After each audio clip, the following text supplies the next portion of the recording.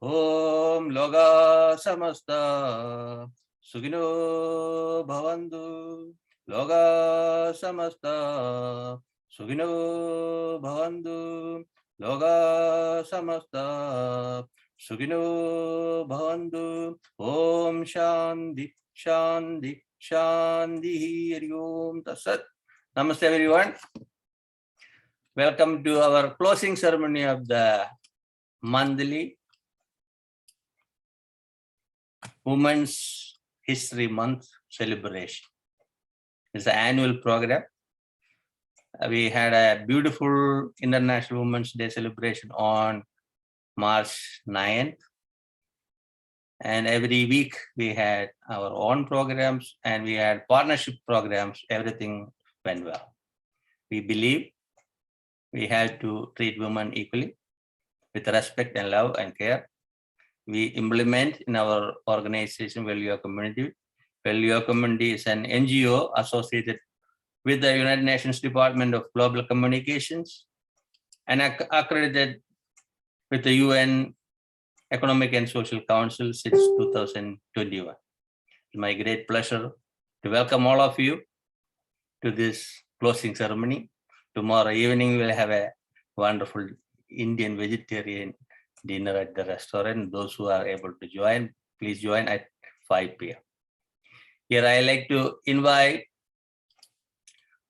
Monica. Monica is here. Monica, are you there? Not ready. In that case, I'll invite Reverend Kathleen Regan. She is the Dean and the trustee of the All Faith Seminary International, where I serve as a trustee. She will start with the prayer and her remarks. Reverend Kathleen, floor is for you.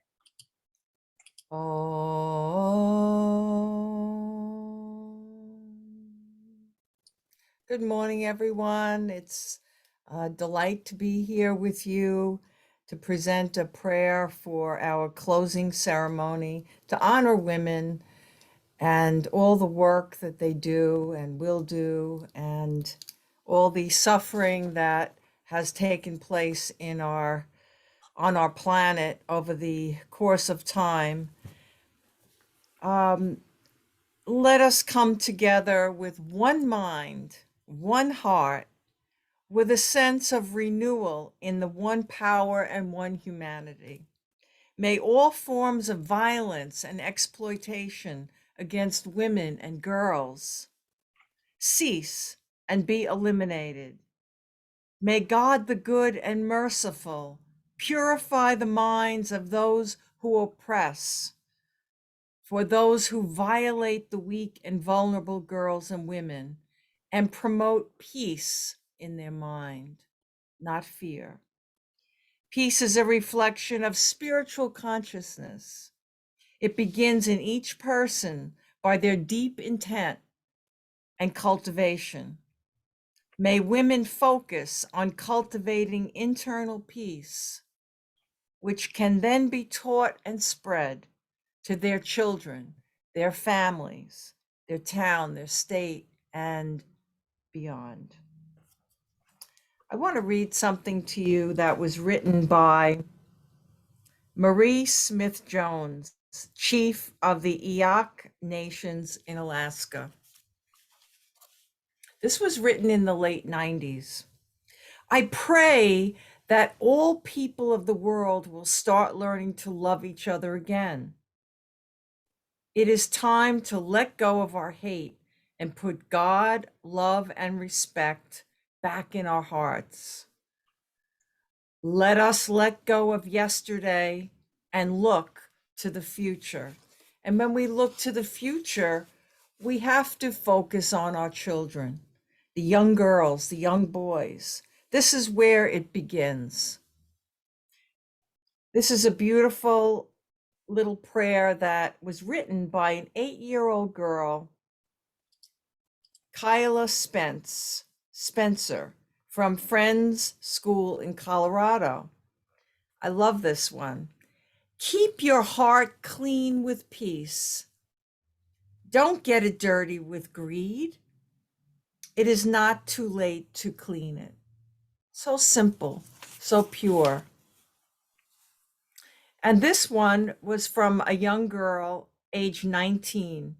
She delivered this to the United Nations in the 1990s. Everybody is talking about youth. Who is really listening to us? The yogis teach us that until we have peace in our heart, we can't hope for peace in the world. We know this, we've heard it, but where is the action? It's in the UN, it's in the people on this panel today. But we've got to spread this.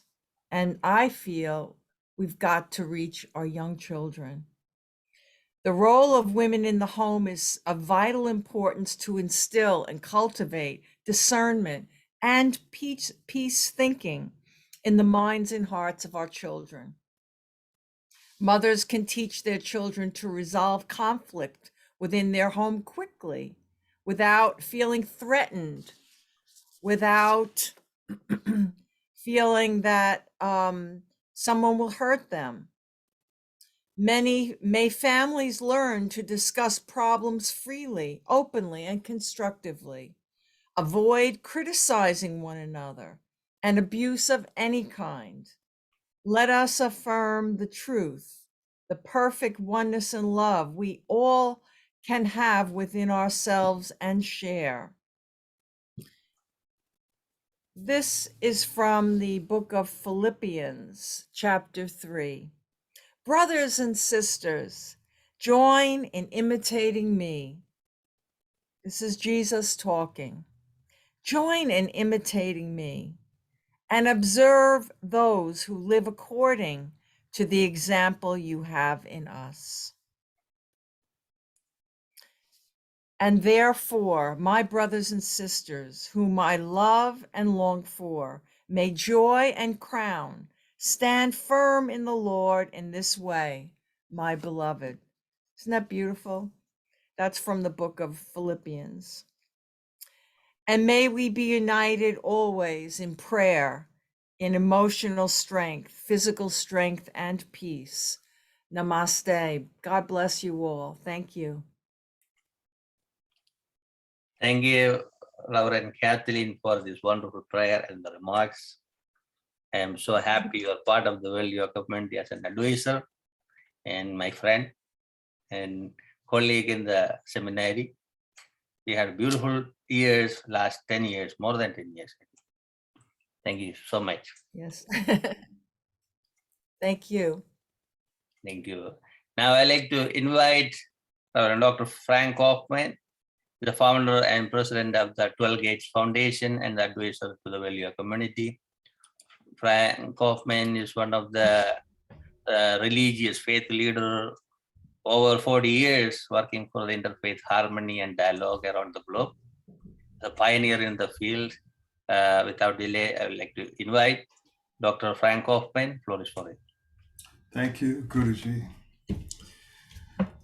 Thank you very much for the invitation to be on this closing panel of this extremely important month and extremely important work and accomplishment, Guruji, of you and all your colleagues and all that have been on with us throughout the month. I was surprised to discover inside of myself that perhaps I've never felt more unworthy to speak than on this particular occasion. I didn't expect it, but I'd just like to open with that, just to express that I feel profoundly unworthy to speak on women. I'd just like to offer my deep appreciation for the women here on this panel and the women of the world, and for the divine feminine that surrounds me and all of us every moment of my life. Our gratitude can never be sufficient, and words to honor women simply can never be sufficient. We're indebted. We're all indebted, including women indebted to one another, for the lives each of you lead, and each of you lift up each other and lift up all human beings and the earth entirely.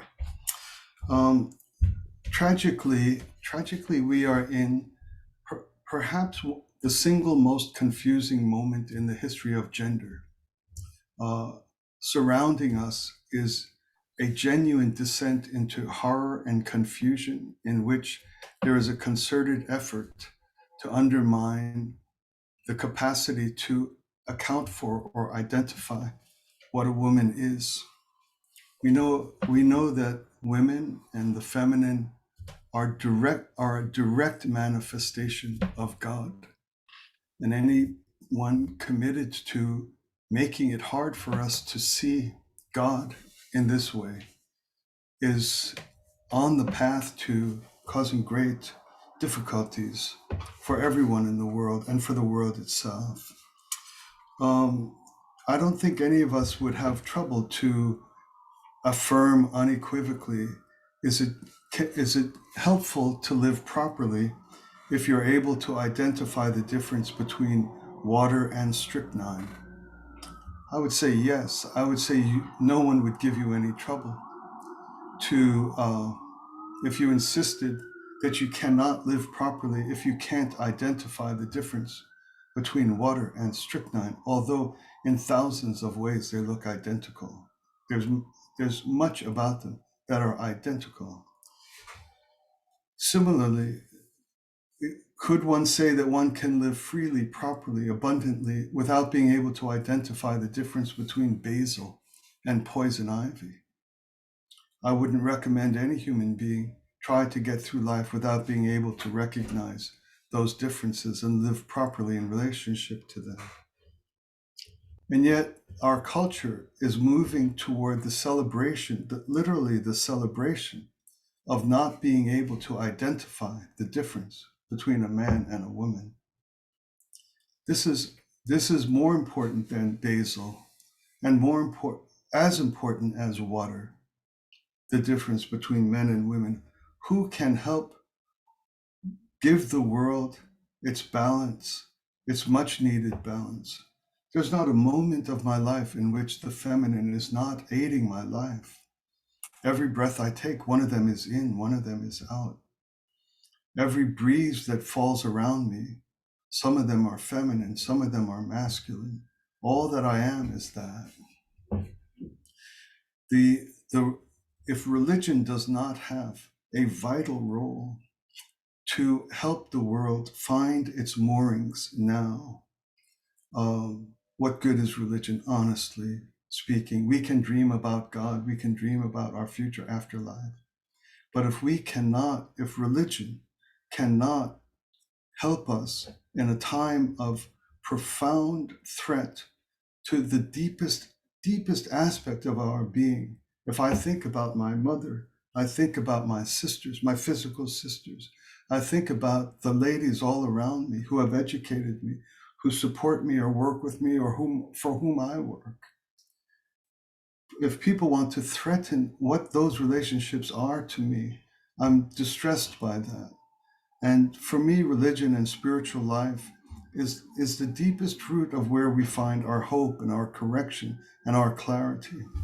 So as an interreligious group, I'd like to call on religions to have the courage to meet this challenge and this difficulty. I'd like to apologize for the sirens. I live in New York City.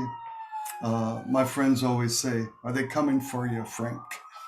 when that happens. So my apologies.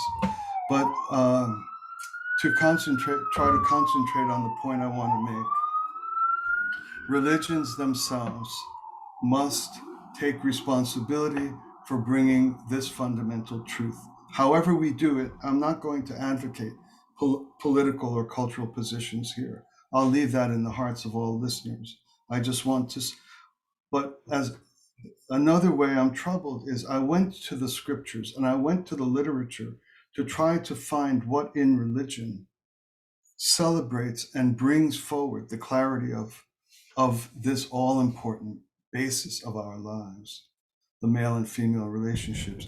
There's a lot of beautiful scriptures Here's from Hinduism. I am he, you are she. I am song, you are verse. I am heaven, you are earth. We two shall here together dwell, becoming parents of children. That's the Atharva Veda. Representing heaven and earth, I have created husband and wife. This is the beginning of the world. That's Tenrikyo Mikagura Utta. The moral man finds the moral law, beginning in the relation between man and woman, but ending in the vast reaches of the universe. That's Confucianism, the doctrine of the mean. Blessed art thou, O Lord, who makes the bridegroom rejoice with the bride. That's Judaism and Christianity. They share the same Bible. One of the problems, and I draw to my conclusion, Guruji, one of the problems is that when we go to the religious universes and the spiritual communities, when we try to find the upliftment of women, what we find mostly is a defense of women, a defense of the equality of women. And I believe this falls short. Our approach to men and women. So for example, take lions and bears, just lions and bears. Do we spend a lot of time saying lions are just as good as bears? Or bears are just as good as lions? We don't. Lions are lions, we love them as they are. Bears are bears, we love them as they are. Men are men, we love them as they are. Women are women, we love them as they are. We're not trying to say one deserves to be equal or not equal. So the final word I'll say is that if religions are to be involved in rectifying a profound threat to the basis of peace and harmony on earth, namely confusion in gender, I recommend that each of us in our traditions, please look to not a defense of equality. This is a low effort. What I would recommend and seek to find in our religions and in our hearts as spiritual people, a competition of praise to see who can praise the other gender more highly, who can express gratitude more eloquently, more poetically, more beautifully. Let women tell men, help men understand our value. Let men tell the women what you mean to us, not to defend equality, but to praise and uplift and celebrate and sing the songs of femininity and of women. So if this is a month or an event that has to do with women, I want to say thank you. I want to apologize for misunderstanding to date so far. And I want to say that of all the things I love most, in the entire of my birth, I like ice cream. I like a walk on the beach. Women most. This is why God made me as a man. Thank you so much, Guruji. Thank you so much. Thank you, Reverend Dr. Frank Kaufmann, bringing your thoughts. And I know you work with so many women around the globe. So you have good experience. And your wife is from Japan, right? Yes. That's the tolerance you have. And your wife has. She has more. The language and the culture, you both are able to handle it. So thank you, Guruji. Thank you. Appreciate your support. Now I'm going to invite Dr. Sima Karetnaya. After that, Monica will be speaking. So, good morning, dear Guruji. Good morning, everyone on and beyond the Zoom. Thank you so much for having invited me to this closing ceremony. I personally would like to say that I do not agree with such a thing known as Women's History Month, because what women do is way beyond just 31 days. And I will not talk about myself here. I will talk about the female gender as in as not as an entity, but as something of high value. And this is where I would like to express my most heartfelt gratitude to Dr. Frank for such amazing remarks and expressions of fondness and respect towards us. And the fact that we need to be acknowledged, not always recognized, but we need to be acknowledged and put into the know that we are here, that we are at least in existence, let alone in collaboration, in synergy with other people, places, entities in the world and on this earth. So I would like to say that I participated in the virtual conference within the 66th General Assembly of Committee on the Status of Women this year. And I spoke about the different aspects that lead to woman empowerment. And these aspects are self-acceptance and inclusivity. Now, self-acceptance doesn't mean that you need to become totally egocentric as a woman and only love yourself and destroy everyone that doesn't love you or at least doesn't like you. Self-acceptance is when you're able to embrace all the pros and cons of what is inside and outside of yourself as a woman.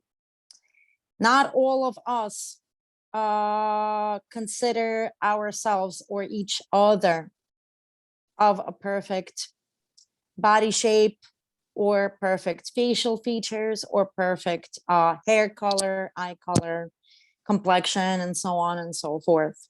However, every single woman on this earth exerts its own beauty in the form of energy. Energy that comes from within the woman is the true jewel of beauty of the woman, because it exceeds way beyond it beyond exceeds all the material or physical features of a woman.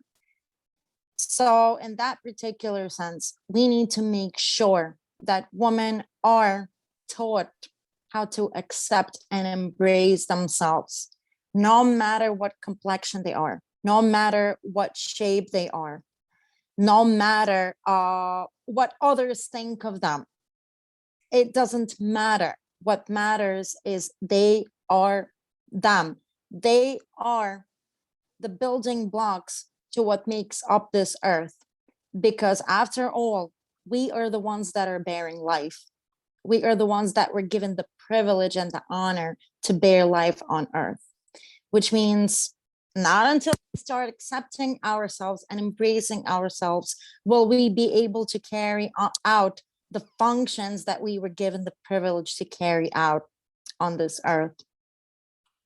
And the second aspect is inclusivity. So once we started accepting ourselves, we need to figure out ways how to self-include, how to feel included within ourselves, and how to be able to include ourselves in circles. So that comes down to education. And that is not about classes or courses that women necessarily need to take, that are going to be called courses in women empowerment tactics or techniques or methods, because there is no such thing as being taught how to be empowered as a woman or as a girl. However, there are different types of aspects or concepts that can be explained with more clarity and quality to women to make them understand how they can succeed in terms of being included in social, professional, personal, spiritual circles. And with that being said, I would like to state that once women are included, self-embraced and then included, those are the two major aspects that can allow them to reach woman empowerment. And once they reach that state, they are now shining a bright light and vibrancy to the entire world. And going back to what Dr. Frank said, this is when we are that gender that allows you men, allows us to take you with us on the journey of life, on the journey of light, wisdom, knowledge, love, peace, that we try our best promoting, especially right now, considering there is a relatively unpeaceful situation going on in the world. And with that being said, I would like to conclude by once again thanking everyone for acknowledging the fact that women are an important aspect of this world. I would like to wish everyone lots of health, peace, love, prosperity on all different levels. And wait, and Guruji, I am waiting for you tonight. Thank you so very much for everything. And it was great speaking with you all today. Thank you for having me. Thank you, Ambassador Dr. Sima Karetnaya, for your wonderful remarks and all the work you do for the our WHO health groups and the community service. I know you already got the US President Biden's Lifetime Award a few months back.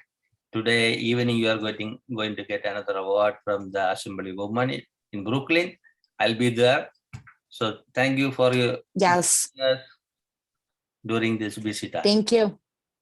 Thank you, and have an amazing day, everyone. Thank you. Now I like to invite Srimati. So we say Srimati is special for a woman in India. So I never told her that one. That is Monica Willard, the main NGO representative of the URI at the United Nations. I know her since I think 2000. I met her first time. And last 10 years we were close friends, buddies, putting a lot of programs together. She's helping us with her wonderful community service. She's a beautiful person in action. And she's a peace woman at the UN and supportive to the value community. And I'm part of the UN URI circle with her. And she's going to retire from us. I know she cannot hide from us. We'll bother her. Without delay, I like to invite Monica Willard. Floor is for you. Oh, Guruji, thank you so much. It is such an honor to be with such distinguished people. And it's wonderful to see people that I've known for many years and some that I have met because of your outstanding work. The way that you have brought our NGO community and beyond together to share important dates, to share important discussions, and to share prayers has been a gift, not just to us on each call, but to the world and to the ethers. We don't know what we are doing when we are putting out our care and our support for one another and for the issues. And on this particular one, with Women's History Month, I do agree with Women's History Month in the sense that having a date, whether it's a birthday, whether it is a UN day, whether it is a special religious tradition that would even fluctuate on dates, but it's an annual event.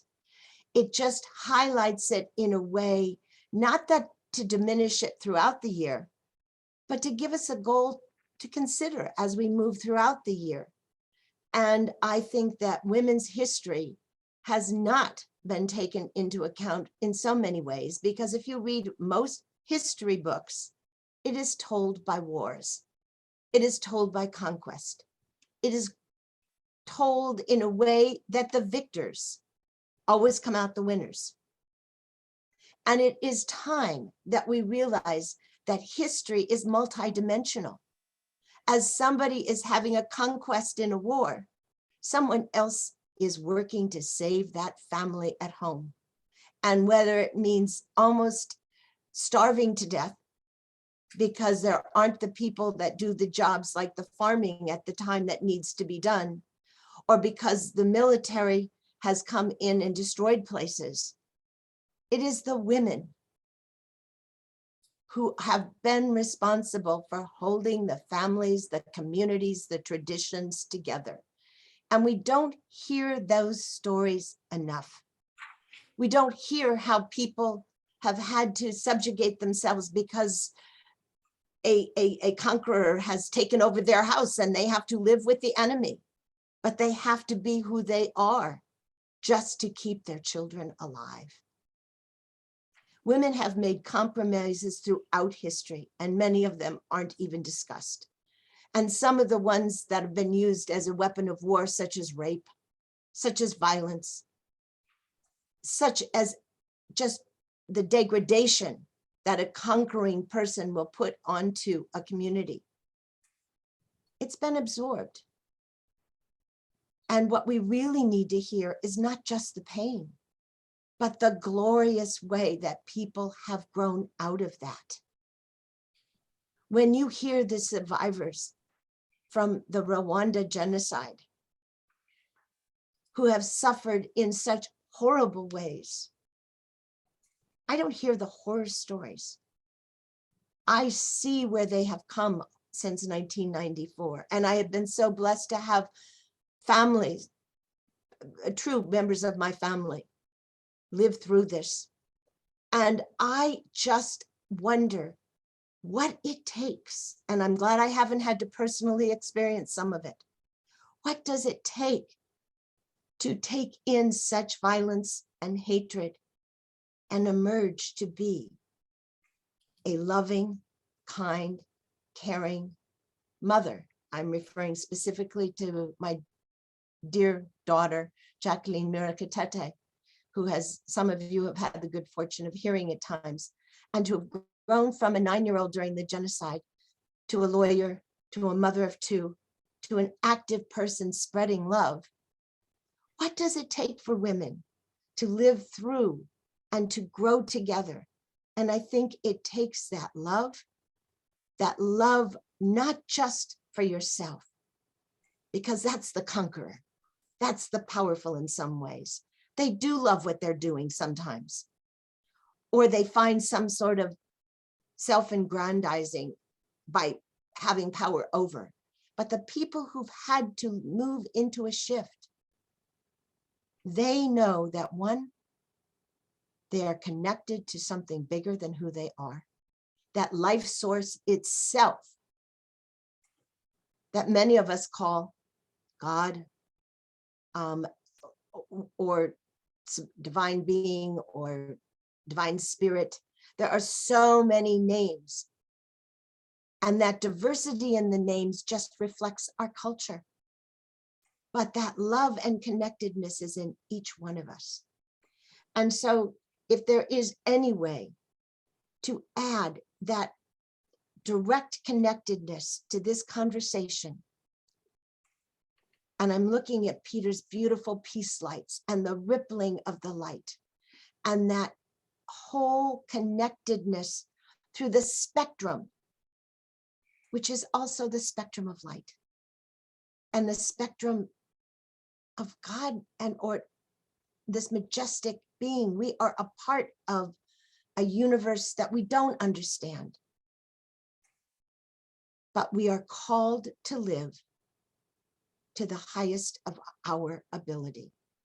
And for women, that usually starts at the home, as a little girl, growing up, and even women with careers, and even people who are born into a female body who don't feel that way.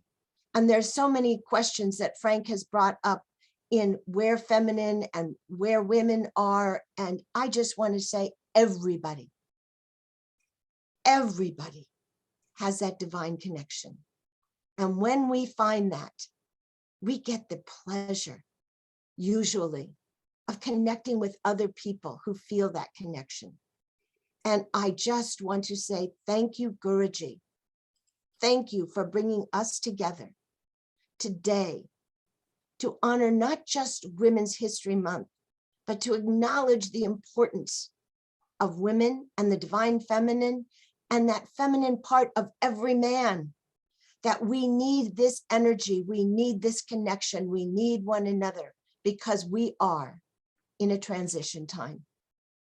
It is a very scary thing to see the invasion of a country in Europe when we thought this kind of military power would not be used. And yet we ignore the fact that we've been doing it all over the world. There are 27 places that are listed in conflict right now. And each of those places have women trying to hold it together the best they can to make sure that we continue as a civilization, as a family, as a culture. So I just want to bless every woman alive today and all of those who came before us because we stand on their shoulders. I bless the men who brought us together to be able to connect in this beautiful way. And the fact that you have been doing it all month with such grace and such powerful people connecting to the internet. Your inspiration, Guruji, is just so appreciated, especially in this Women's History Month, because it is a gift that you're giving to us. So I want to thank all the men who support the women in their lives. And I'll brag for a minute because I have a husband that I just so depend on and so appreciate, and a marriage of 51 years. So it's been a wonderful combination. We need one another. We need the balance of not just men and women, but the balance between male energy and female energy. And it is the time for that surging female energy that takes care of the earth, that takes care of the home, that takes care of the children, to be brought out in every person. So I thank you for this opportunity. And I just want to end with one of the things that drives me. And that's a quote from grandfather Harry Bird. And that is that a heartfelt prayer is more powerful than an atom bomb. So let us unite in these prayers as we continue to pray for the women today, for those who are suffering, and for those that want to open their hearts to a new way, that loving way in both men and women that needs to be so empowered. And I just thank you for having me here, and end with the prayer I say throughout the day. May peace prevail on earth. Thank you, Monica Willard, for your wonderful remarks and all the support to your community and all other NGOs. You are a gift for the UN. You see, some of our organizations, we care about women at the UN more than any other NGOs. URI is one of them, and the Brahma Kumari's organization is one of them. And the yoga committee from the Denise Scotto, that is one of them. And I know there's a women's federation at the Unification Church, which Reverend Frank used to serve a lot. And Rabbi Galbraman used to promote women. And so a lot of them, you know. So we are coming together to make something change in the world through small activities. It's going on. So now I am going to invite BK Sabita Geer, thereafter Reverend Denise will go. Sabita Ji is an NGO representative for the Brahma Kumari's organization to the United Nations. She does wonderful Peace in the Park every July. We are part of that event, and so many events. They have a beautiful group, and in the UN, a long time NGO at the UN. I think over 35 years, I'm part of their organization as a partner person. Here is floor for Sabita. Sabita, floor. Thanks. Namaste, everyone. Greetings of peace, greetings of love, and a big, big thank you to all of you for coming in this morning. And of course, to Guruji for organizing this. My heart is overflowing with appreciation and gratitude, seeing all these powerful souls gathered here this morning. I'm feeling a little overwhelmed, thinking about what's happening in our world this month of March as Women's History Month, and knowing and recognizing the power of women. It's all of that, all of those elements making me feel a little overwhelmed this morning, and especially hearing the remarks of Ambassador and Monica. It's not by mistake that this saying is there. God can't be present everywhere, and so he created women. And this is not about praising ourselves or anything like that. This is just about taking a pause and looking around in a real way at our world, and being humble enough to accept that women, a major part of the world's population and power and strength, have been ignored or pushed aside or trampled upon. And it's about time that the path is made, is cleared for that feminine power to shine and to come onto the field and bring balance back into the world. We can never experience happiness until there is balance. As we all know, right? Too much money is not good. Too little money is not good. Too much of anything is not good. Too little of anything is not good. What is the perfection, or what brings the fulfillment in life, is when there is balance. When we're able to work together. Balance in this case would be men and women, boys and girls, working together side by side with equal respect for each other. That is what will bring about the kind of world that we really, all of us would like to live in. But how would that balance come?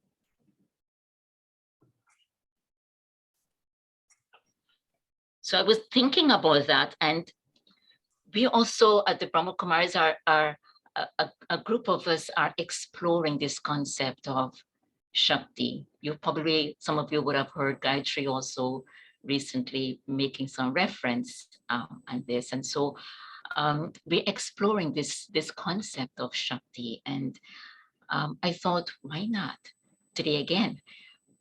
You know, let us explore our Shakti. Shakti meaning that power that comes from the divine. It's the power that we have in all of us. It's there already, but it gets, be able to access that power when we connect with the ultimate source. And why it happens like that is because Shakti is not egoistic. Shakti doesn't care whether I have a high position in society or not. It doesn't matter if I am black, white, yellow, pink, blue, it doesn't matter. It doesn't matter which religious background we're from. It doesn't matter what I'm connected with on the external level. It transcends all of that. And that's why it's able to do the work of nurturing, bringing hope, healing, and all the things that our world is suffering from right now and is needed. And who are the best ones for God to say, hey, look, I hand this power over to you? It's the women, because we already have that. Not to put our brothers down, because we definitely need them also. We need to work together, but women also need to recognize their capabilities.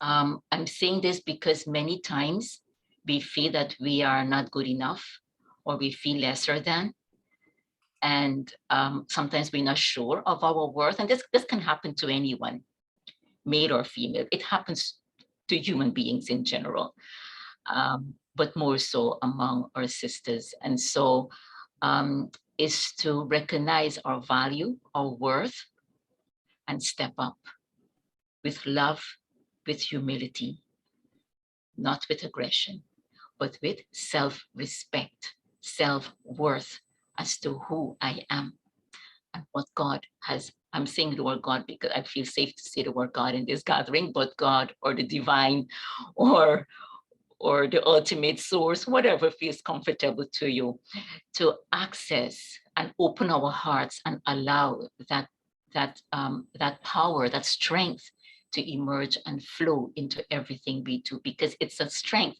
that comes from inside. It's not something that we can access from out there, but it comes from recognizing our truth, connecting to the ultimate source, and opening my heart and allowing that light to awaken or touch that Shakti in me and make it emerge, so that I'm able to use that intuition in the decisions I'm making, in all the steps I'm taking, in all the actions I'm doing, the interactions I'm having.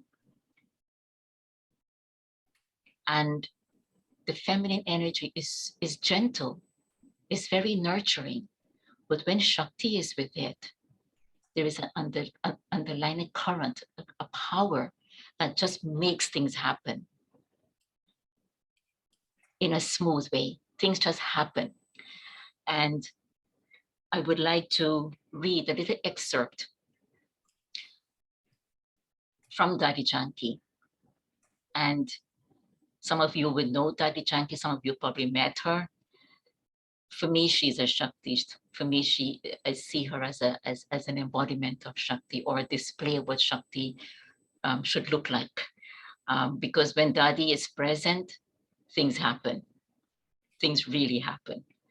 What we were struggling with, when Dadi Janki touches the soil of New York, everything just starts happening.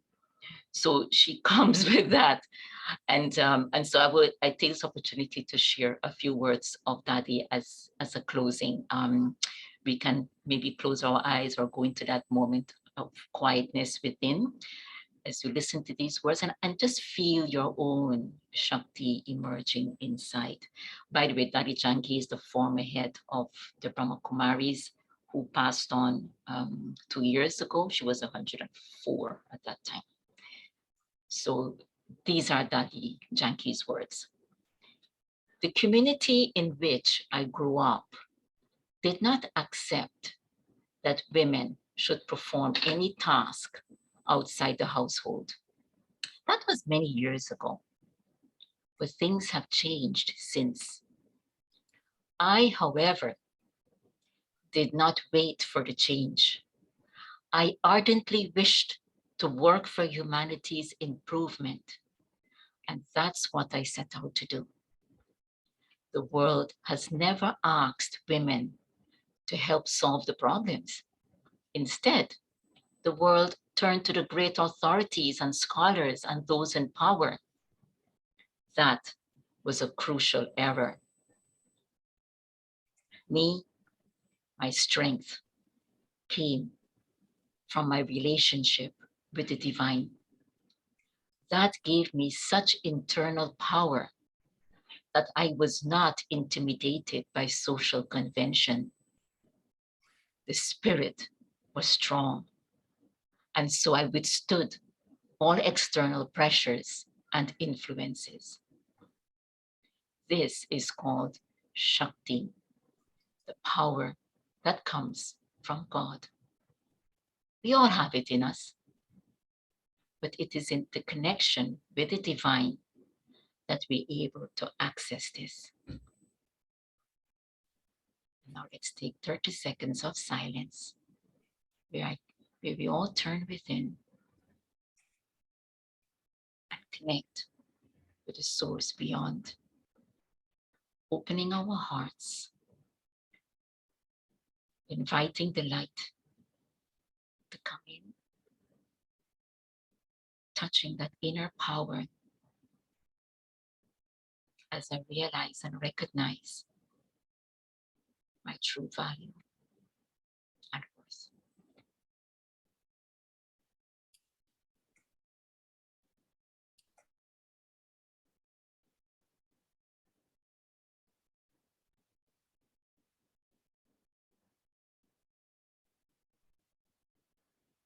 Thank you. Om Shanti. And I will close again with Monica's beautiful words, which I always love. May peace prevail on earth. May peace prevail on earth. Thank you for bringing the Shakti. That was wonderful, Mr. Sabita Geer. And I know we have two Shaktis in our events for so many years. That is Sabita Ji and Denise Scotto. we did so many partnership events. Yeah? Thank you for your wonderful meditation too. I'm so happy you brought that silence for even though 30 seconds is very important. The spiritual aspect of Shakti. Thank you. Now I want to invite Reverend Denise Scotto for speaking, and after that, Commander Prasanna will go. I know there's a rain going to happen in Bangalore, so we don't want her to lose her connection. So I like to invite Reverend Denise Scotto Esquire. She's an interfaith minister and the chair of the International Day of Yoga Committee at the United Nations and the NGO representative of International Federation of Women Lawyers to the UN and advisor to the World Yoga Committee. Reverend Denise Scotto, floor is for you. Thank you. I love what Monica said. We need one another, and it is so good for all of us to be together. Oh, how good it is for people to be together. And that beautiful meditation and those words for us to go inward, Sabita, I think really brought that experience for me and hopefully for each and every one of you on the Zoom and joining us on the live stream, brought us even more together in our shared heart and with something greater than ourself and greater than all of us, to that great force that, as Monica said, some people call God or the supreme absolute beingness. I'm so delighted to be with you and this distinguished group of people today. I want to congratulate you, Guru Dileep, for doing such incredible programming. I just don't know how you do it day in and day out, every day, to create these meetings and to bring people together, people from all different walks of life. But I think that people who share some of the same values that we are talking about here. And I do want to say that we've had an incredible celebration for International Women's Day and for Women's History Month.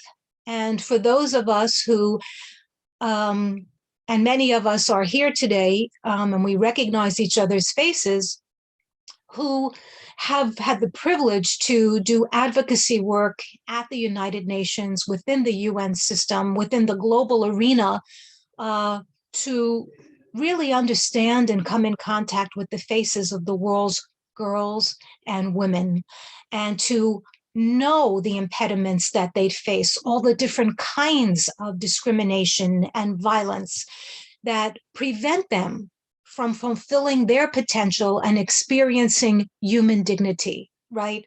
Because this is what it's about. When we talk about really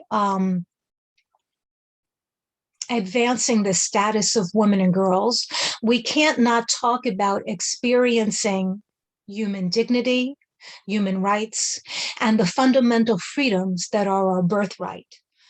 And the important role that I've known, and many of us know, and Monica alluded to it, that women have in peace and development. I mean, this is something that I've experienced from women around the world, and Monica gave some concrete examples too. But I want to go back to my experience of working in the UN as an attorney, first and foremost, and the system and the legal that we have structure, which we have a lot of incredible law. We have a lot starting from the UN Charter about the dignity, the equality of men and women. And we have a lot of incredible international human rights laws and standards. But at the end of the day, that has not really changed our societies. And we see how women are treated and are not included and still experience so much trauma and hardship and suffering. And we know, and I know, and I've seen it, that many faith-based traditions also have used their dogma, right, as a sword to cut women out from enjoying their human rights, from expressing their full potential, from experiencing human dignity. So this is a very loaded thing. When we talk about religion, we talk about religious teaching. But I'm not here to bash religion. I'm to bring these points out for us to understand that we all have room to grow and to learn and to share and to connect from one another, because we do know how faith and those different traditions at their very core, at the esoteric core, at their very teaching, right? They're focused on the sacredness of life, right? They're focused on human dignity. They're focused on respect. They're focused on equality and compassion and love, and this idea of forgiveness and the golden rule. And I think that this is something that people have alluded to at our meeting, but I want to bring out the golden rule. Because from a spiritual standpoint, we believe in something greater than ourselves, whether we call it God, whether we call it something else. It's about connecting to something greater than us, to that something that is giving life to us, affirming life, which is our true self. That is our true nature. That is the very essence. And for those of us who believe in us having a soul and having a human experience through our soul, we know that the Atma really has no gender, right? It's not male or female. The soul's not male or female. But we come into and incarnate into the world, and physically we can be very different. There are so many differences just among females ourselves, right? I mean, we know that. So physically we're different, emotionally we're different, intellectually, it's different.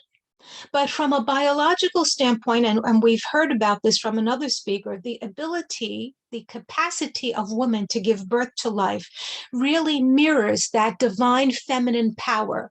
And that is what Sister Sabita called the Shakti power, right? That creative principle of the cosmos that gives life to everyone, everywhere, that gives life and birth to everything.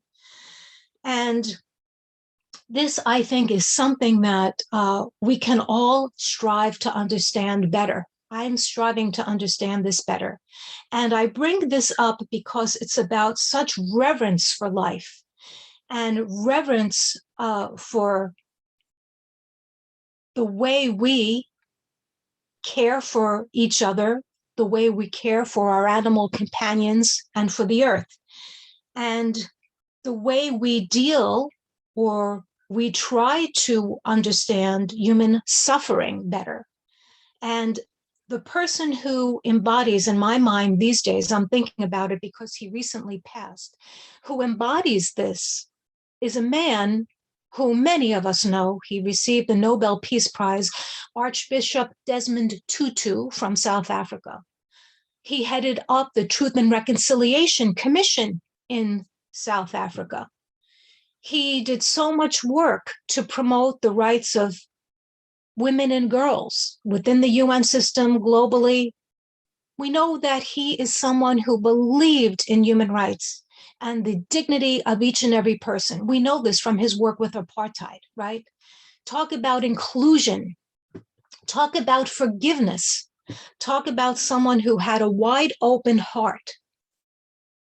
And that is what I want to come back to, our connection together and how we connect through our heart, through this compassion, through this care, through this kindness. This is what we talk about when we talk about really practically how do we experience human rights. We have human dignity, we have respect, we have equality, we have equity. And we, of course, have the promotion of peace and nonviolence and a culture of peace. I do want to say that as we see men and women, and we see how genders are becoming more androgynous, what I take away from that is how we are so more alike than different in some ways, and how we are really moving toward the understanding of us as being souls and not being persons. Again, because the Atma has no gender. I want to try to suspend all judgment, about what that means, what this means, just to see how all of this is, because at the very end of the day, to me, it's how can we respect one another? How can we respect my sisters? How can I respect my sisters? How can I respect my mother? How can I respect my brothers? And a great example is how Guru Dileepji is working so closely with so many groups of different people from all walks of life. He's been so helpful to promote these underlying values of yoga and bringing so many of us from this interfaith UN greater community together in order to do that, so that we can honor various UN days and honor people wherever they are in the world, in whatever situation they're in, to really uplift them by seeing them as souls and in their greatest potentiality as humanity. We have a very special ministry for those of us who are involved in the greater UN community. And I do want to thank all of my brothers and sisters on this call for joining in that. And I want to thank everyone for being with us who believes in creating a better world for all, because that's what it's about, not just for, the certain percentage of people. I was going to end with the Adi Shakti mantra, but the feeling that I'm getting, though, is I'm going to end with a very ancient prayer that many of us know in the Christian tradition, and it's the Hail Mary.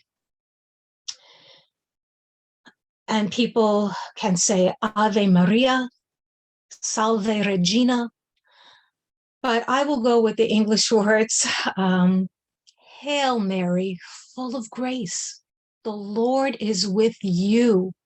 Blessed are you among women, and blessed is the fruit of your womb, Jesus, a man who became Christ the Jesus. Holy Mary, Mother of God, pray for us children now and at the hour of our need, now and at the hour of our attainment of divinity with God. May peace prevail on earth. Thank you so much. Hallelujah, you brought the Ave Maria here. When you said that, oh, Salve Regina. I thought I should ask Michelle to sing the Ave Maria song. Thank you for joining. And I know the last minute I asked you to join. And yesterday was a beautiful event. I got a lot of comments from people. That was the Shakti event, a special made by Reverend Denise Scotto. We are supporting them. It was a beautiful event. Thank you for all of your wonderful service to the NGOs. Different NGOs, you work with the different groups. And I know it's a multitask in your fold. Thank you, Reverend Dennis, for blessing us with your wonderful remarks and the beautiful prayer. We have a few more speakers, then we'll have music from Heavenly USA. Now I like to invite one of my old friend from my college. She'll be the featured person speaker in this event. She never been in our group. I met her through National Cadet Corps. I was in the Army wing, she was in the Naval wing. And we had an event at the Cochin Airport. That's a parasailing program. And that's a way I noticed her. She was very silent, very smart. And I moved to another college, that's Maharaj College from Cochin College. Then I saw she's in the naval group again. And her senior was one of my classmates, two of my classmates, Binu Matthew and Biju Kasim, both of them. Then later, I don't know about her, after 25, 30 years, I saw a news in Malayalam and very much a popular newspaper in Kerala about her. She joined in the naval force in the Indian military and became an officer, commander. And she cannot continue the work because she's a woman. She has to leave the place. And she went to the court, she won the case. So newspaper mentioned about that. And so it's a familiar face where I saw her. I cannot figure out her name or anything. Then I found her online. I connected with her 1 year back. Then we are in touch. That is Commander Prasanna Edayilliam. Now she's living Bangalore. She used to be in Cochin, my city. Let me see, where is she? Here it is. Yes, Commander Prasanna, floor is full. Bring your story. The people want to listen. Namaskar. I'm so humbled to be part of this August gathering, and thanks to Guru Dileepji. And I was surprised to see his transformation from an NCC cadet to the spiritual line. Yes, we all take up something, some path to achieve some goal in our life. I'm glad that he is doing amazing job to connect people from all walks of life, different time zone. Like I'm nearing completion of the daytime. You all have woken up. So it's good to see this platform. And also this pandemic has created a new platform for all of us to be together who are like-minded and who can fulfill the dream to serve the society in a better way. And I feel if you educate a man, you're simply educating a man. If you educate a woman, you're educating a generation. I hope you all agree with me. And also, let me give a small brief about my journey. And it was never a bed of roses for me. And everywhere the struggle was like on a higher platform. And coming from a very middle class family with a lot of conservative ideas where women are not even allowed to speak to men in the family. And first, the food is served to the men. Thereafter, it's our turn. So I wanted a change for all these activities which are happening in the family, in the community, and other areas. So I've decided that we live only once, lead a quality life. That was one main message which was given to me by my father. So he motivated, even the teachers and my well-wishers motivated and supported me in my journey. It was a passion for me to join some disciplinary course, something with the uniform. In our area, the girls' education was restricted to medical career, engineering, or a chartered accountant, or a legal profession. So I wanted to do something different so that I can do something for the society and I have my own identity in the society. So I decided to work towards it. That is the time when the entry has opened for armed forces in India. So I joined as an air traffic controller and I worked for 14 years. I realized that I don't have any benefit after on completion of my 14 years in terms of any medical benefit or a pensionary benefit. Whereas the male officers could complete their 54 to 56 years like age and they get all the benefit. Uh, and I felt there is a lot of injustice towards ladies. So we joined through a social media platform. We filed a case in the court, and after a long battle of 11 years, we have won this case. And with this, the entry is open to girls in India at the younger level for various organization to become an officer in armed forces in India. As a girl, if I had not taken up this case, my career would have ended at say 36 to 37 years. Thereafter, I am left with nothing. The experience which I have gained in armed forces, it doesn't fetch any meaning for me. And then I have to come into the civil street and I have to literally struggle. And my experience in various branches were not counted. And being a lady, it was like a lot of insecure feeling in my life. Now, the girls in India can be like, they are happy that this entry is open for them. They are free to choose their career in armed forces, apart from the routine careers, which generally we say that if it is a medical field, it is comfortable for a girl.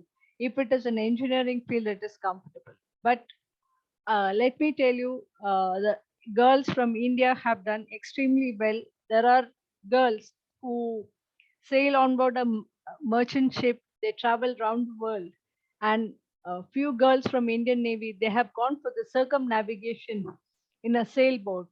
So they have proved that yes, we are not only a homemaker, but we can do other activities also. So there will be a reluctance from the society for every new beginning. But yes, somebody has to bear the brunt and overcome the situation. Now, at least I feel happy and proud that with my 11-year long struggle, I could do something to the society. Now, few of us like minded people have joined hands, and we are now supporting a lot of students, a lot of people who are in need of medical help. You name it, it is there. Like our organization will put the entire effort to get things organized. During the flood which has happened in my state, we could provide, we could rescue more than 3,000 people who got marooned in various locations. Also during this pandemic, we were providing uh, food kit and medical assistance for more than 5 lakh people in different area. All these things have happened because of the attitude to help the people uh, who are in need and giving back something to the society. So now every in a day I spend at least 4 to 5 hours towards providing assistance in various students, people who are in need in terms of, I may not be able to provide the fund, but yes, I'm able to get these things organized. All these things have happened, and mind, like, to do something, be compassionate and look around for the people who are in need and provide them a pathway to lead a better life. So I feel much relaxed and happy, like the kind of peace which I get end of the day, that yes, I've done something. So I know I'm very, considering all the effort in the, I still have a long way to go. But thanks for having her and inviting me and share, for giving an experience to share my struggle in a few words. And with a small prayer, I would like to conclude. Loka samasta sugino bhavantu. The meaning is, may all beings everywhere be happy and free, and may the thoughts, words, and action of my own life contribute in some way to that happiness and to that freedom for all. Thank you and Jai Hind. Namaskar. Jai Hind. So one wonderful story, Prasanna. Because are you able to show your video? Or I think she lost the connection. No idea. Anyway, I want to mention something. She did a lot for the community in India. And we had a president, female prime minister, female governors, chief ministers, but still it took a long way to make women to be part of the military with the equal power. So she made the change. So here I like to announce something for her. She'll be the awardee for this year for women's activities. And soon we'll arrange a program for her to honor her, either a special program or one of our events. Then we'll invite her and her family. So now I like to invite, let me see, my professor, that is he's a lawyer, a professor and a doctorate, MNC Bose, my sports teacher from my college, and the president of the Kerala Yogasana Sports Association and advisor to the World Yoga Community. Professor, floor is for you. Thank you, Guruji. See, I am wondering that what a number of programs are organized by our Dileepji. Every day he is working like a machine, I think. He used to speak, organize programs for the well-being of the world, total world. And I know him from the age of, I think, some 12 or 1982. Pardon? 1982. 1982, I met him. And I invited, he was a good sports person, and I invited him to join my college, that is Cochin College for Kochi, that is in Kerala. And he joined there, and he was a good sportsman. He represented the university in sports and cultural events. And today only I know that he left the college to Maharaj's College for the last year study. And it's a great thing, and because he was a good NCC person also. I think that that Maharaja's College would have helped him to be good in NCC also. He was a good that was in Cochin College, sir. After I was 2 years senior under officer, I finished my certificate. Then I moved to Maharaj's College. Oh yeah. Sorry. Today only I came to know that. Anyway, after several years, one surprise I got that this Dileep was calling me that, sir, I am Dileep. I am in New York, and that is, I think, some 8 years or something like that. Correct. But he introduced me that I am Dileep, sir. Oh, then I remember his face very clearly, because he was a noted person there in the Kerala University sports events, and the Cochin College also. So after that, I am associating with several programs with him. I see. I am actually I am a disciple of Sri Guru Dileepji. Now I am practicing yoga. I can do almost all the yoga after this, during the period of these 8 years. And now he has nominated me as the executive committee member of the National Yogasana Sports, newly formed Yogasana Sports, and I am the state president of the Yogasana Sports Association. I am very glad to see Commander Prasanna also here, because I should appreciate her for her great fight. I also had read about her news in the paper, and I am very happy to see her in this gathering, elegant gathering. See, I should speak something about this women's history also, because the topic is that one.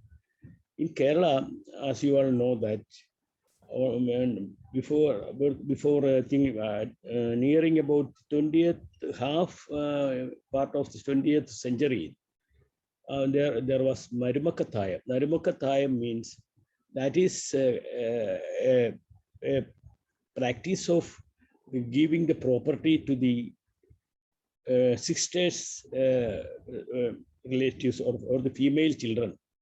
The family property will be going to the female children, and their major part of the family property will be going to the female children and their children. Anyway, that was a practice till 20th century middle. And that involves that the importance of female in that part, it was that the hereditary property gaining part. It was a great thing that the female were given maximum property of the family. Now we should go. If you go a little back to the history, it is stated that from before 8th century, this practice was not here in India. In Bharat, it was not there.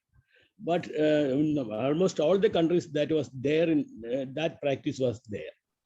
But after 12th or 11th century, again, this practice of giving property rights to the female children and their children were coming to force. This implicates that female children in the family were given great importance in one way, and they had to suffer a lot of problems regarding their family background. So this and all comes several complications in the family backgrounds, and most of the girls in the family, Hindu family especially, were from, that is a very popular practicing was there in Malabar, Kannur area, and in Trivandrum, Tirukochin area.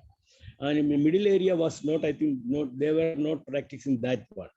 Anyway, that came to an end over 20th century after middle.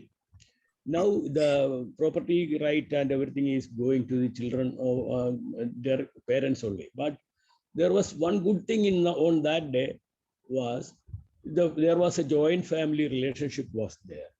Even though after 20th century there was some for the joint family living in India and especially in Kerala. But after this,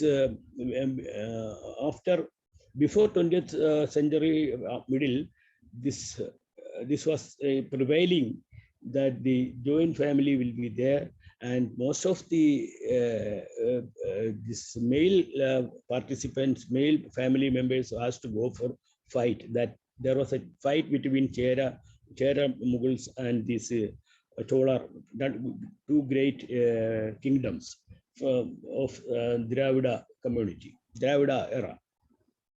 So that also made that there was this suicide team was there in the family, and that family, the most of the men has to go for fighting, and probably they will know they may die due to fight. That fight was for 1 century, that is 100 years. That fight was long for 100 years. That was the important.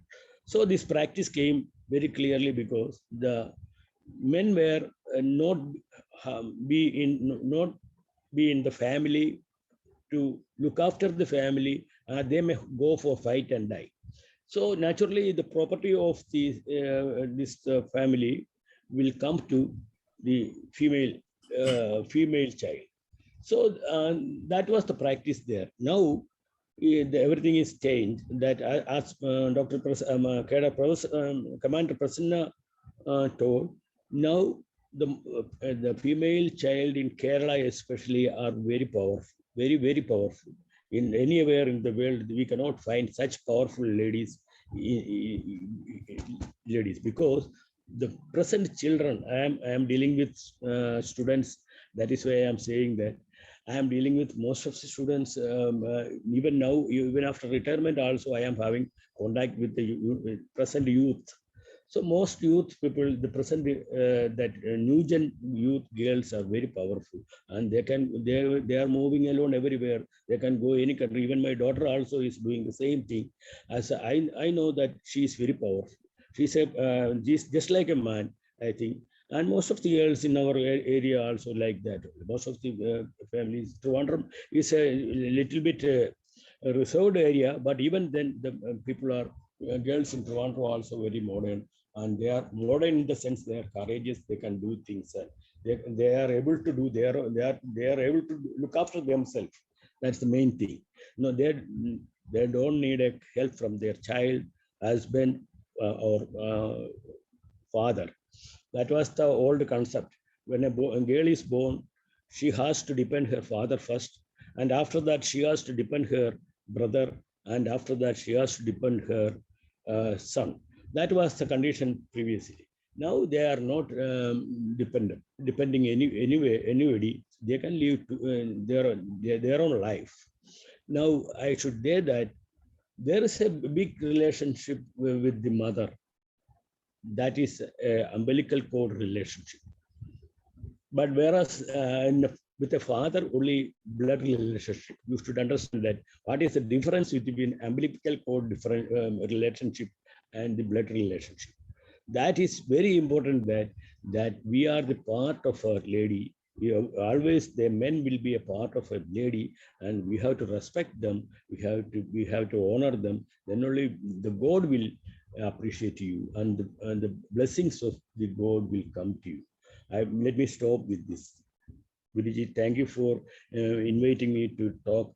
Always Guru, I am now calling Guruji only because previously I called him Dileep Andal, but he is my Guru, so I respect him, and respect him as one of the noble person. He should. I wish that he will be one of the best person in the world after this hard work. I am happy seeing him from his activities silently, and very beautiful work he is doing, and very hardworking person. I think that he won't sleep. Whenever I call him in the night, he will reply to me. Such a great person. You have to do a lot of work for the peace of the nation. You are doing a lot of work for the women empowerment. That are all. See, this she told me that in our association there should be more than 50%. That is, if possible, 60% of the officials should be girls only. So we are planning to do a lot of work here in Kerala with his guidance. And I think the coming World Yoga Festival will be organized in Trivandrum during the month of January to June 2023. I welcome you, and I am inviting you all to join that program of our World Yoga Festival to be held in Trivandrum, Kerala. Most probably we will do it. Guruji will be here to organize all these things. I will support him. Okay, thank you all. Thank you, Professor, for praising me. When parents and teachers are praising, that will coming from the heart. Not like students or other people. I appreciate you brought the umbilical cord. That's very important. A lot of time I mention to people, no one is equal. Female have higher power than male because they have the universal energy, giving birth, taking care of the child. Men cannot do any of this stuff. Yeah. And it was very hard to learn about the woman. Even one person is very hard. They have different emotions in different time and space. So we have to tolerate and learn from them. So every time I work with people, I just talk with them and understand. That I learn from my mother and my sister and other people in my family. I work very well with the females, give the respect and dignity to them day and night. That's why we bring people from different faith and culture, and we make sure 50% of the people in our events are female. Most of the time we end up 60, sometimes 70%. Even we had like a 90% few events. I'm happy about it. And Commander Prasanna was not able to be there when we announced the award, and we are going to honor her near future for her amazing work what she did for the females and the social change in India. That is going to make a big change around the globe because so many people are in India. That is a big number. And I think the percentage is 1,000 by 1,050. 1,050 is like females, little above male population in India. So that needed in India. So Commander Prasanna will inform you what day we are going to put a program, either a special program or a program with our international event. I'll let you know. So that way your family and friends can join. So now we are going to have a celebration with the Heavenly USA. My buddy is from, where are you in Chicago?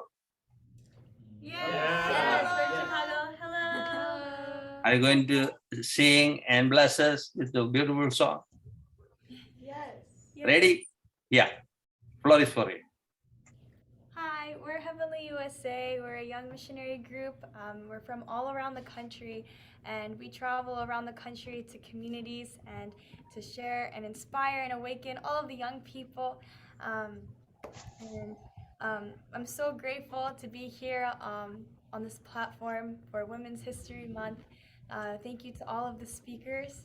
I really love what many things one woman said that about the harmonious balance of masculine and feminine, and something that we're taught in our movement is that there is a Heavenly Father, but there is also a Heavenly Mother, and there is a very distinct, unique, embracing and nurturing energy that is expressed in all women and on this earth. And we can also really feel that love on this earth. You know, the earth is like a womb for the next life, nurturing us, embracing us, and giving us life. And the mother is always the one in the family that brings the children together. When they're fighting, it's always the mother that can resolve their conflicts because of this unconditional, embracing love, just as we are. And when we can really have this in tune with the love of a mother, Heavenly Mother, for all of us on this earth, we can bring this world together amidst our differences. And the leader of our movement, Mother Moon, she's the mother of peace. She really has a heart to embrace all nations, all religions, and has dedicated her life to bringing peace with a mother's heart. And the song we're going to sing is I'll Never Leave You. It's the heart of a child to our own mother. We never want to leave the embrace of our mother, right? And when we're in tune with, this true love of our mother's love and our heavenly mother's love, we can't help but want to also share and that love to and that gift to all the world. And I really feel this is the era of women, and I really pray that we can all honor, our mothers and women around us, our sisters, for who they are. We don't need to prove that we can be like men, but there's a unique expressed unique characteristics of a woman that that's very unique, and that many have seen the sensitivity and caring heart of a woman as weak, but actually it's really this necessary strength for this world. And this caring heart. So we thank you. We're grateful to be here. We're going to share 2 songs. So yes, I'll never leave you.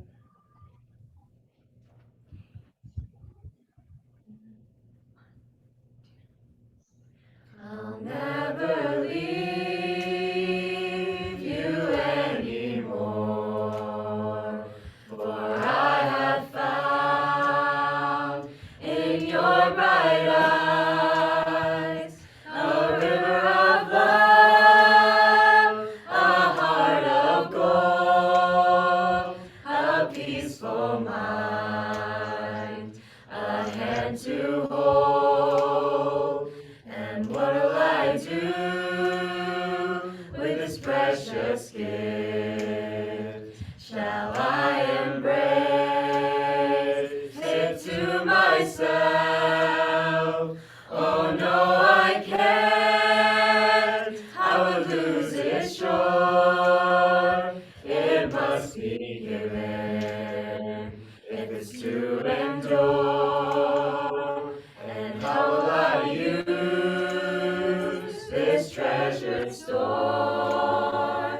How will I share this wordless joy? I'll greet all men with a loving heart. I'll speak the truth with a clear voice, and together we'll build a world that's new, that's fit for kings and fit for queens.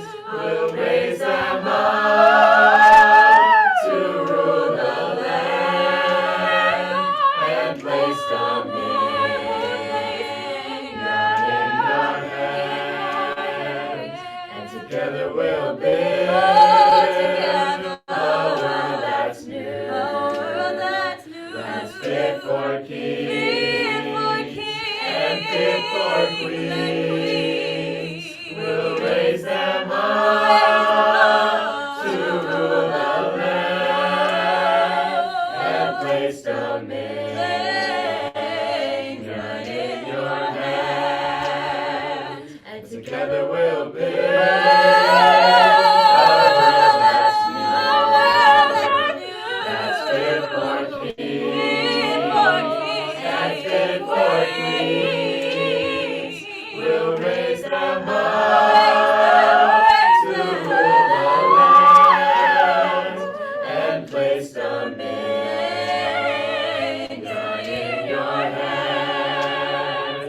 together we'll build a world that's new, that's fit for kings and fit for queens. We'll raise them up to rule the land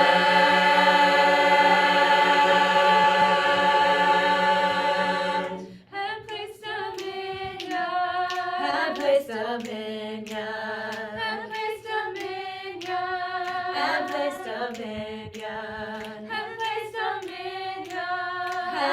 Dominion in your hands, your hands, your hands, your hands, your hands, oh, your hands.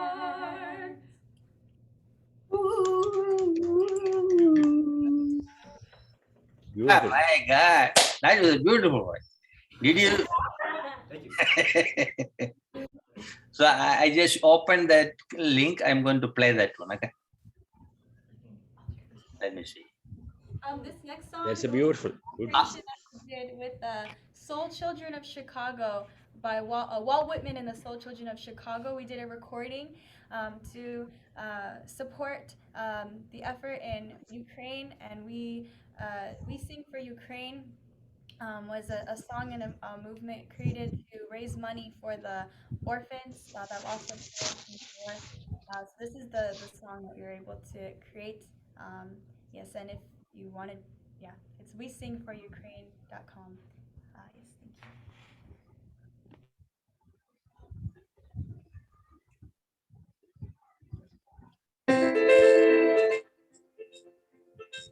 you. Are you able to see all? Yeah.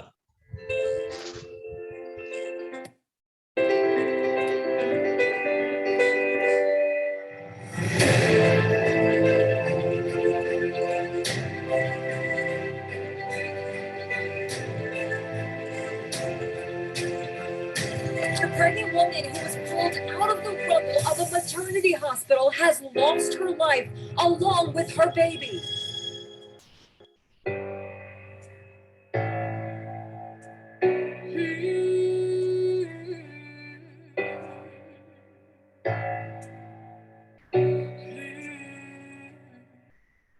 Children dying, babies crying all across our land. What on earth is going on? Just help me understand. Pray for us before we're gone. If I die, please carry on. The siege is underway, so please do not delay. We sing for Ukraine, all together, one forever. We sing for Ukraine. Raise your voices, never let like these and these will listen. We will sing for Ukraine. We will sing for Ukraine. Fathers, mothers, sisters, brothers, everyone involved. Under attack, but we're fighting back. The saints is who are born. Culture from the sky, there's thousands dying wide. Little girls and boys, generations destroyed. We sing for Ukraine, all together, one forever. We sing for Ukraine. Raise your voices, never let like these to open sun. We will sing for Ukraine. We will sing for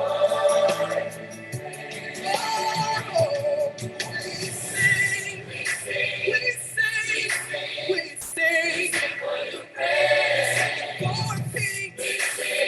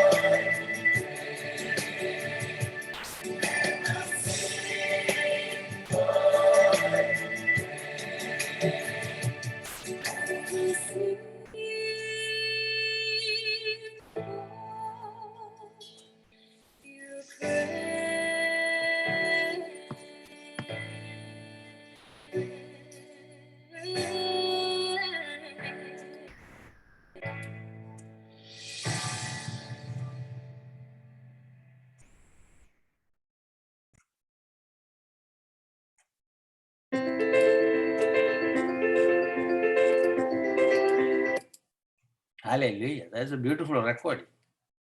Very talented children. Not children, you are adults. You behave better than adults. Oh, wow. He said Dr. T.P. Shashikumarji is here. I saw he was joining. No. Who else? Chandra? No, not here. Okay, let me see.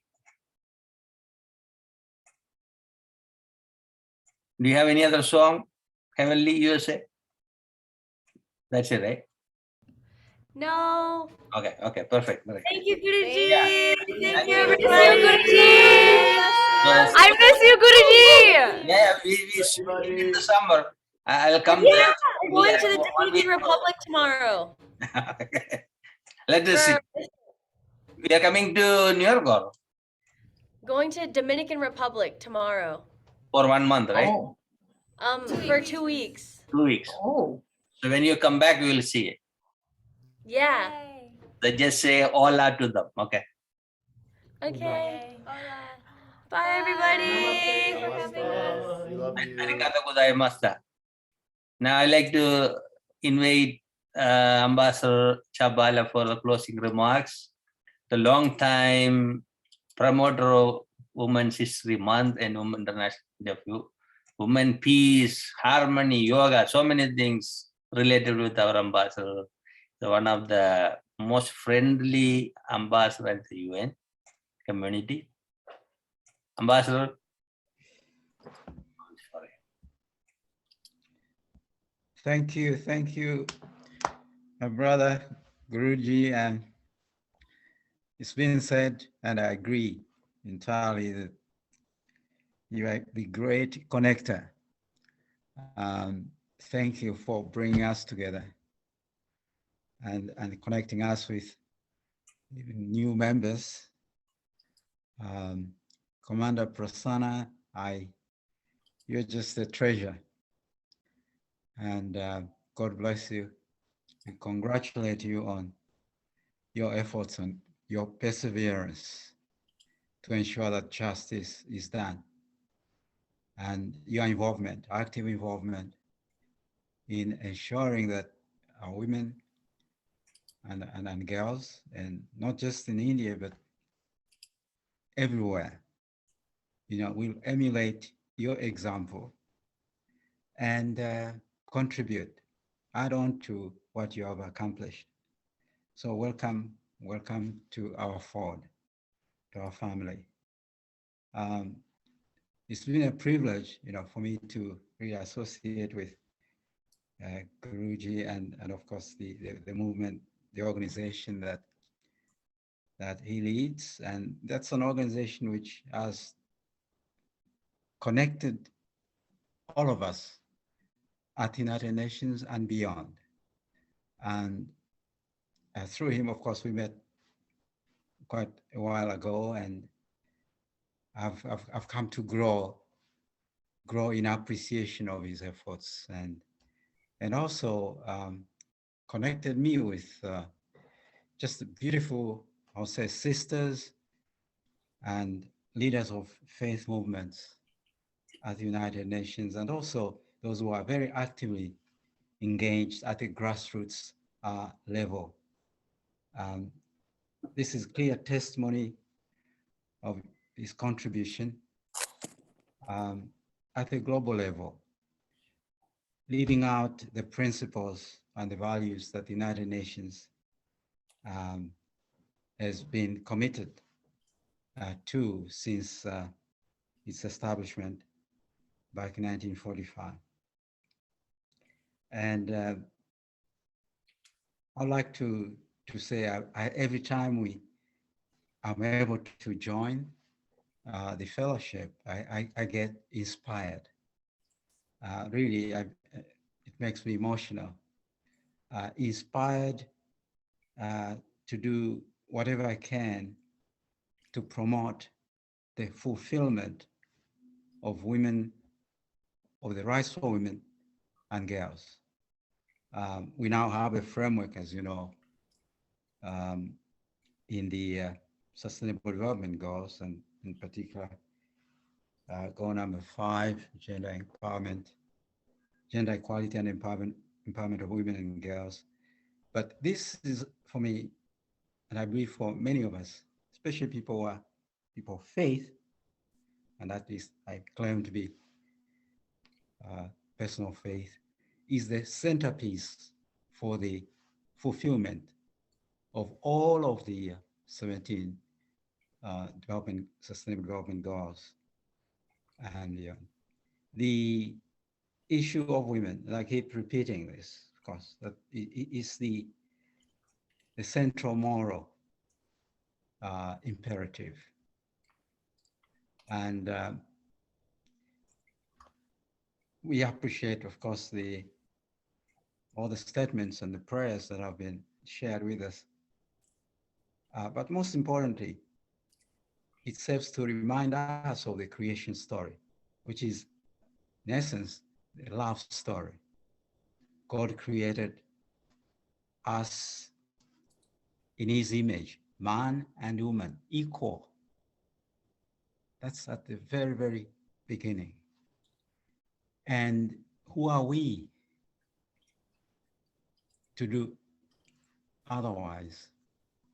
Meaning to behave towards one another, towards our women and our girls, in a manner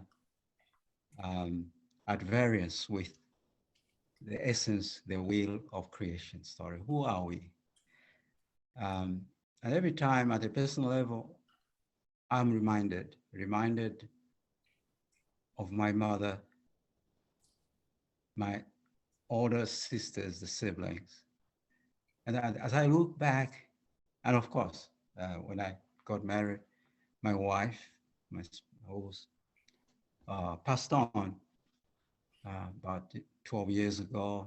And my daughter, who celebrated her birthday only yesterday. I see all of them in the other women. Every time I meet up with women, anyone, I see my mother, I see my sisters, I see my great wife and my daughter. The female species is special. So the issue of, and this has been raised, of balance, etc. It's a given. And I see the embodiment of the values in the woman. And this for me is extremely important. And I have, by the way, something else that I know I'm from the matrilineal clan. Now, in the olden days, but for a long, long time, my mother was of course, matrilineal clan, royal. And the customs, the traditions of the clan was only women were appointed chiefs or chieftainesses. Of course, I was brought up in a very strict Christian family. But most importantly, I grew up and came to embrace, with respect, the dignity and divinity of women. It has, of course, now became for me a spiritual calling. And I'm involved most of the time. In fact, that's my vocation with grassroots women's groups. And of course, that also affords me the opportunity to fulfill, to implement what we talk about, we speak about within UN and other fora. I'll share just one of those groups that I work with. I've worked with actively for 14 years. It's very interesting. I met up after I got my, this is, I'll say, spiritual calling. I was introduced to, by a friend of mine, a Jewish friend, American Israeli, to a girlfriend, his girlfriend, back in 2008. And this young lady she just completed a master's program at Columbia University, which happens to be my alma mater as well. And she was working down Wall Street, and she visited Africa, Senegal, and she came back and she decided to quit her job, very high paying job. By the way, she graduated in energy management, international energy management. And so the boyfriend introduced me, said, hey, I want you to meet my girlfriend. You know, she's quite crazy about Africa. So I was introduced to this young lady. She was 20 years old. And she told me, look, I've decided to set up a small organization, and I'm calling it Jewish Heart for Africa. And I was looking at her, more than just looking at her in the eye, discerning her intentions. And she told me, I want you to help me. And I said, help you do what? I play the devil's advocate. You've been working down Wall Street, getting a lot of money, and you want to dump this, start small organization to help African women, you know, because according to her story, of course, she had gone and she saw how, you know, the poor African women have to walk 8 kilometers to go draw water, you know, and then bring it back. So very much at risk. I looked at her and I said, yes, I'm going to help you. What do you want me to do? And she said, I want you to be on the board, on my board. And I said, okay. So to cut a long story short, that was 2008. Organization was called Jewish Heart for Africa. The purpose was to introduce solar water pumping system in Africa. And so we set about, and 4 years later, I recommended to the board, and they agreed that we apply for UN special consultative status. And we were granted, I defended it, we were granted it. Cut a long story short, we now have about 300 solar water pumping systems in 10 countries in Africa. Now, this story is very much relevant. It reminded me of, there is in the Bible, and for some of us Christians, we're observing now Lent, you know, it's a story from Exodus.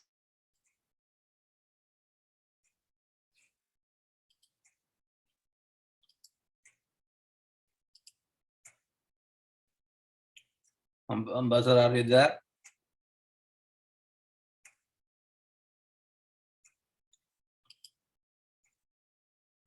Okay.